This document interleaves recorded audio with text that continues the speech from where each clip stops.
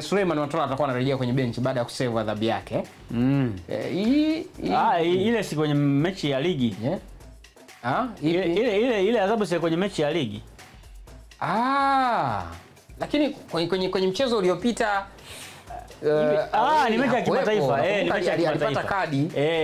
Yes, ni kwa mechi. Ilimpelekea pia akakosa kadi, unakumbuka mchezo ule uliopita ndo akamchukua. Nimekumbuka bwana. Kwa mechi ya kimataifa anarejea ndio kwenye bench. Kuna chochote kingine cha ziada ambacho kinaweza kaongezeka pale? Cha kuongezeka sidhani kama anaweza kuwa nacho kwa sababu tayari mwalimu meneja mpya atakuwa ameshakaa na timu kwa takriban zaidi ya siku 13 sasa. Manake tayari atakuwa anajua nini ambacho anatakiwa kufanya na kwa wakati gani. Unajua ile mechi ya kwanza ndio mechi ambayo Matola alipaswa kuonesha uwezo wake mbele ya mwalimu mpya. Lakini kwa sababu sasa alikosekana, manake kwenye mpaka inapoenda wiki ijayo ndio mechi inachezwa Jumamosi, Jumapili ijayo. Ina maana tunazungumza kuanzia Jumatatu mpaka Jumapili itakuwa ni siku 6 ambayo Jumapili itakuwa ni siku ya 7.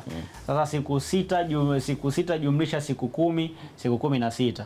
Maana yake mwalimu atakuwa amekaa na timu kwa siku, meneja mpya sasa atakuwa amekaa na timu kwa siku 16. Sasa siku 16 kwa mwalimu ambaye anajua mpira ni ngumu kuja kumwambia kitu fulani akakuelewa, kwa sababu tayari ameshajua nini ambacho anaweza kufanya ndani ya timu na nini ambacho kinaweza kumsaidia kwa ajili ya kwenda kupata matokeo mazuri. Ni muda mrefu sana. Kwa hiyo nadhani Matola atabaki kwenye ile jukumu lake la msingi.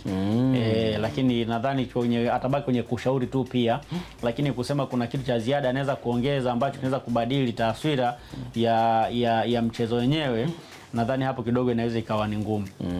Hii ni Kurasa Mwanzo Mwisho.